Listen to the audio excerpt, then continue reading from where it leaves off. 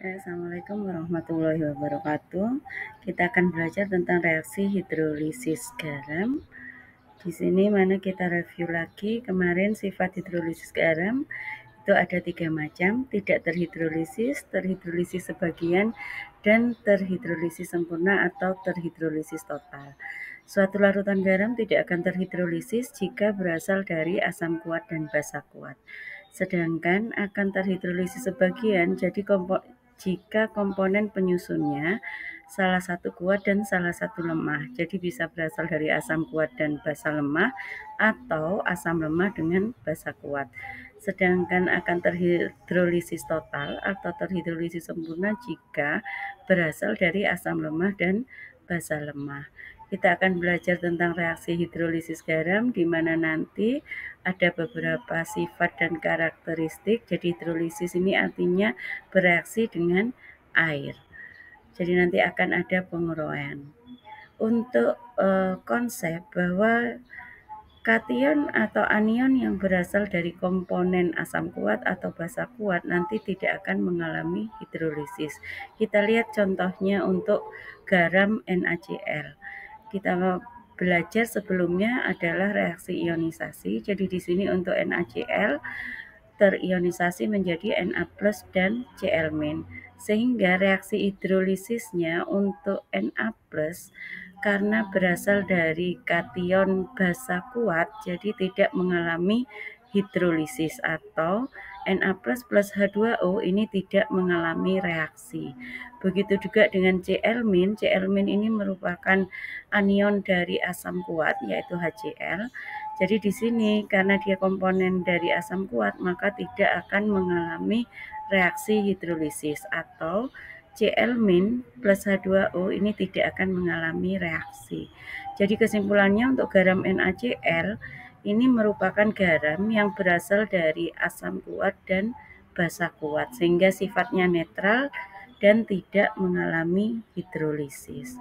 Berikutnya kita lihat untuk contoh garam FeNO3 2 kali. Perhatikan di sana ada reaksi ionisasinya. Jadi sebelum kita melakukan reaksi hidrolisis, kita buatkan reaksi ionisasinya terlebih dahulu biar mengetahui mana kation dan anionnya. Kita lihat di sana FeNO3 2 kali ini terionisasi menjadi Fe2+ plus 2NO3-.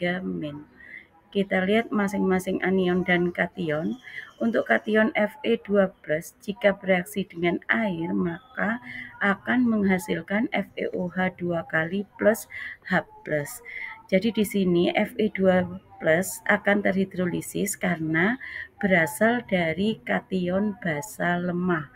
Nah, di sini perhatikan H2O, kita ingat kembali, H2O ini mempunyai ion H+ dan OH-. Karena Fe ini 2+, pasti yang diambil adalah OH-nya. Jadi Fe2+ ini akan bereaksi dengan OH- menghasilkan FeOH 2 kali. Kembali ke H2O, dia kan ionnya H+ dengan OH-. OH-nya sudah diambil oleh Fe2+ sehingga tinggal ion H+.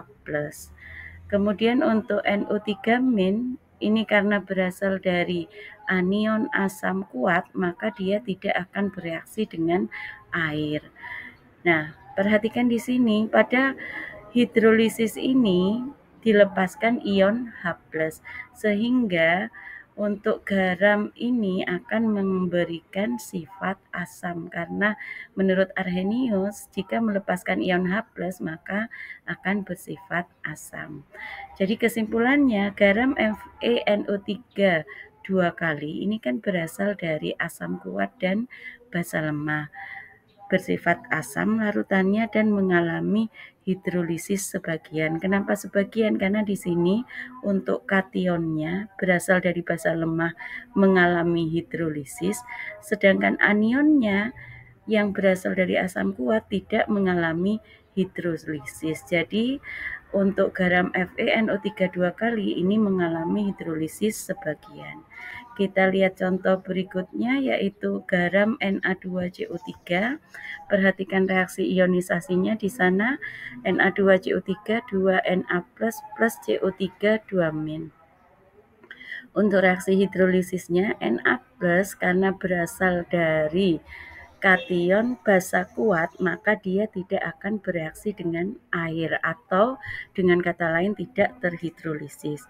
Sedangkan CO3 2- atau di sana H2 CO3 2- bereaksi dengan air karena dia berasal dari anion asam lemah sehingga akan mengalami hidrolisis. Kembali lagi mengingat bahwa H2O ini ionnya adalah H+ dengan OH-.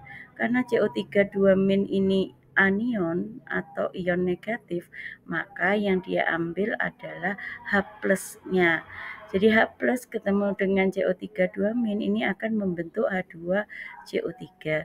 Siapa yang belum bereaksi? OH-. Nah ini, jadi pada reaksi ini OH-nya akan dilepas.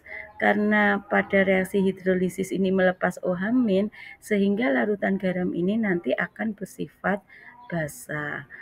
Jadi di sini kesimpulannya garam Na2CO3 ini kan berasal dari asam lemah dan basa kuat. Sehingga larutannya nanti bersifat basa dan mengalami hidrolisis sebagian. Jadi hanya salah satu yang mengalami hidrolisis. Kemudian kita lihat contoh berikutnya. Contoh yang terakhir yaitu NH4CN. Kita perhatikan reaksi ionisasinya NH4+ plus Cn-. Untuk reaksi hidrolisis kita perhatikan NH4+ kationnya plus H2O ini akan mengalami hidrolisis karena berasal dari kation basa lemah. Jadi di sini nanti karena ini NH+, maka nanti yang diambil dari ion H2O ini adalah OH-nya. Jadi menghasilkan NH4OH plus H+. Sedangkan anionnya Cn- ini bereaksi dengan H2O menghasilkan HCN plus OH-. Dia juga terhidrolisis. Jadi pada reaksi hidrolisis garam NH4CN ini dilepaskan ion H+ dan OH-. Sehingga sifat yang dihasilkan nanti tergantung dari harga Ka dan Kb-nya. Jadi kesimpulannya untuk garam NH4CN ini berasal dari asam kuat.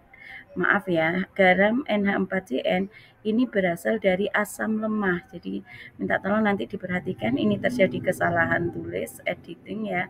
Jadi ini asam lemah dan basa lemah sehingga mengalami hidrolisis total. Dan sifat larutan ini bergantung pada harga Ka dan Kb. Oke, setelah itu ayo kita latihan untuk memperkuat konsep kalian. Jadi nanti silakan dikerjakan latihan soalnya. Di sini sudah ada. Oke, semoga bermanfaat. Terima kasih. Wassalamualaikum warahmatullahi wabarakatuh.